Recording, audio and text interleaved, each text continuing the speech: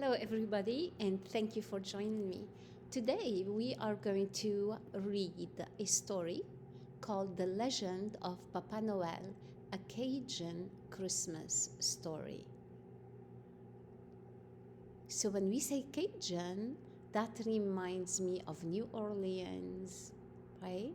When we read this story, you need to pay attention to the pictures because there are some words that are in French, but the pictures will help you understand what the author is talking about. This book is written by Terry Hoover Dunham, illustrations by Laura Knorr. Ready? The Legend of Papa Noel. So here is a pronunciation guide and the meaning of some of the vocabulary you are going to hear. Beaucoup means a lot. Joyeux Noël, Merry Christmas. Mais, but. Mais non, but no, oh no.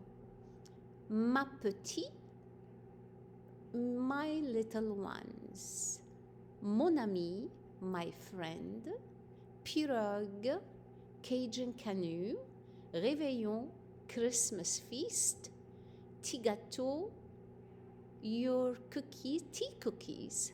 Tea gâteau, tea cookies, okay? Tout de suite, very quickly. Now there is some difference, very, very tiny differences between the French Canadian and the French Parisian French spoken in France and the Cajun French. Okay? Like tea gâteau, tea cookies, gâteau is cakes. Tea is not French, but it's Cajun, obviously. Réveillon is French.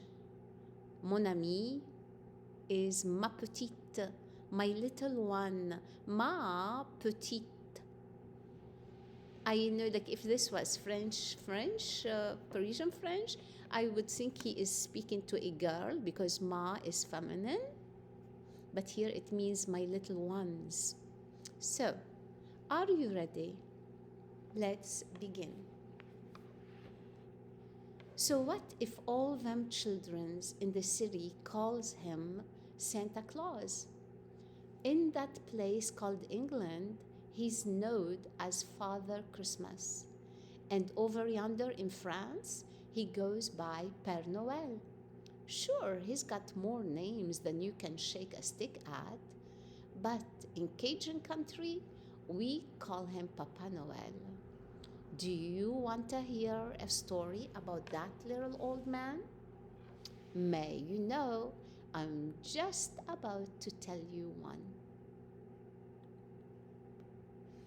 That Papa Noel, he lives so far back in the deepest, darkest swamp in Louisiana that not even the bravest Cajun fisherman will go there. And that is exactly how that fella likes it, peaceful and quiet. You know, he's gotta think real hard when he's making that list and checking it twice. He's really gotta use his noggin when he gets to carving all them little toy pirogues and baby dolls out of cypress knees. Then, when Christmas Eve finally gets here, he's gotta count them things before he loads up his pirogue. But that Papa Noel, he don't get too lonely out there, 'cause he's got them 9 pet alligators to talk to, and they real smart. Even talk back some. Now that Etienne is a little too smart, and he talks back beaucoup. So, Papa Noel, he spends all year long making them toys for the good little Cajun boys and girls. And on Christmas Eve, he goes right down that Mississippi River to deliver them. But one Christmas Eve, While Papa Noel was stuffing them toys into that big burlap sack, he saw something he didn't like. Mais non, just look at that fog rolling in. It's thicker than gravy on rice, he said as he throwed that bag in his pirogue. Well, Papa Noel knew that fog was getting thicker by the minute, and pretty soon he wouldn't be able to see how to hitch his alligators to the front of that pirogue. So he worked as quick as a squirrel runs up a tree. First, he fixed Etienne and Emile to the pirogue, then Remy and René in front of them. Next, he tied up Alcée and Alphonse, then François and Fabienne, and leading that team was Nicolette. And here is Papa Noel and his alligators. Now, did you notice something different from the traditional Christmas stories in the traditional Papa Noel? Did you look at the clothes for Papa Noel over here?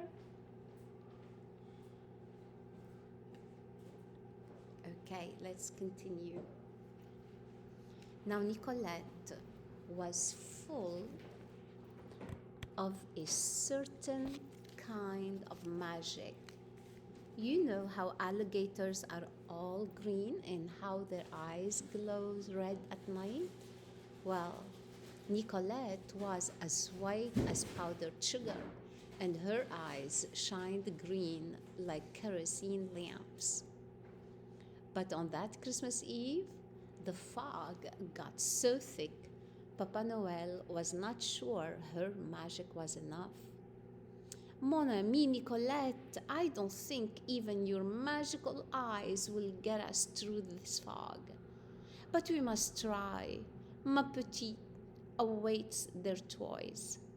Papa Noel shouted as they began their trip down that foggy river.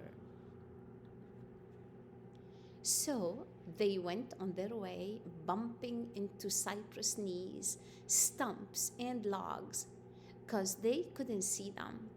You know, them poor little gators' bellies, and that pirogue was getting all scratched up.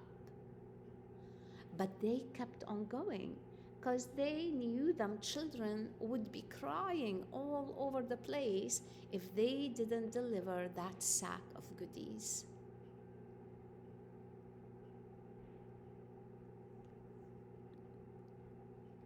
Then, after a while of going along like that, Etienne hollered, "Mais papa, we must stop tout de suite.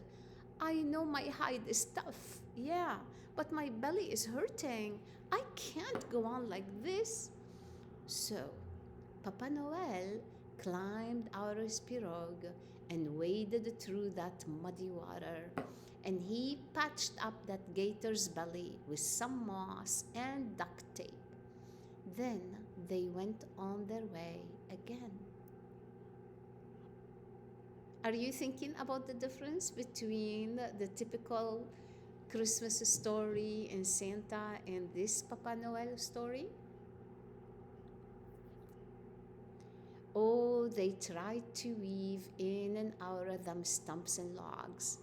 Nicolette hated them first. Then she turned her head and hollered at the others, "Swim left, turn right, that way." They missed a lot of them bruises. Yeah, but poor Nicolette was getting pretty scraped up, and it was taking so long to go just a little ways. Well, that Etienne hollered, "We won't never make it. This night is half over, and we ain't got to one house yet." But just then, they rounded the bend, and they saw something just over yonder that was a glowing like gold.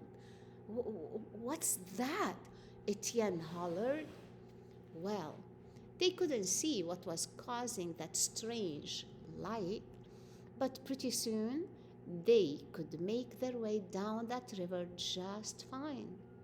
That light shined right down on that muddy water and made it sparkle like it had some of them diamonds in it.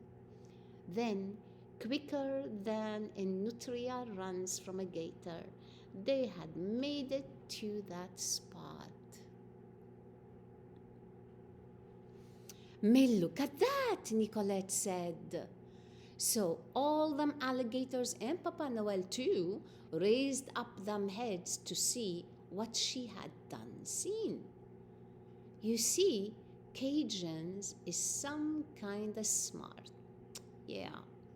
When they seen that fog rolling in, they knew Papa Noel would have trouble getting to their houses, and they knew they wouldn't be able to find their way to church for Christmas service in all that thick stuff. So they put their noggins together and figured out exactly what to do. Them men went out and chopped them up some willow logs and gathered some cane rods. They worked beaucoup hours stacking that wood up, and by the time they finished, there was a string of bonfires all along that levee. Then them men all got home, put on their Sunday clothes, and headed off to church, with them bonfires lighting the way. What a clever idea! Them bonfire is halfway up to the sky, and there must be 100 of them, Etienne squealed. "I should have figured them Cajuns would know what to do," Papa Noel said. "Now we can see them houses with no problem. But enough of this talk. We've got some kind of work to do. Yeah." Then, quicker than a snake shimmies down the river, they got themselves to the first Cajun house. And Papa Noel and his gators could see that the Réveillon feast was true, 'cause them lanterns had done been snuffed out. So they started delivering all them toys to the good little Cajun boys and girls.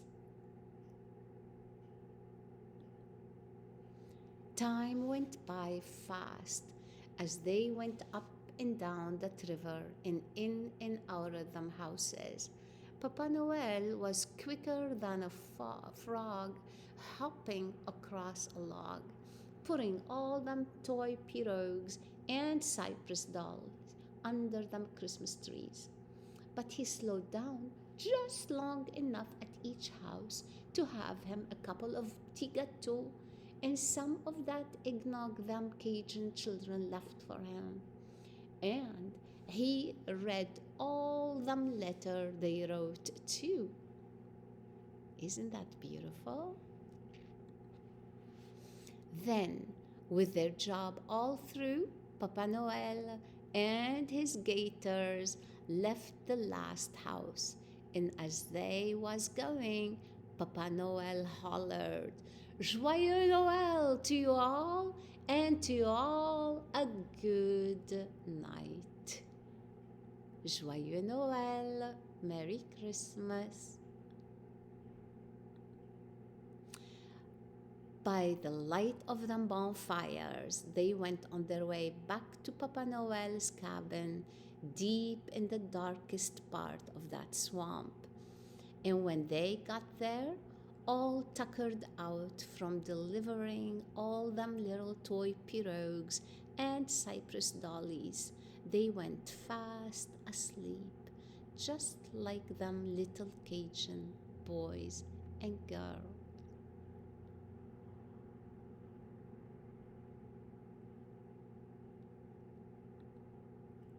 The end.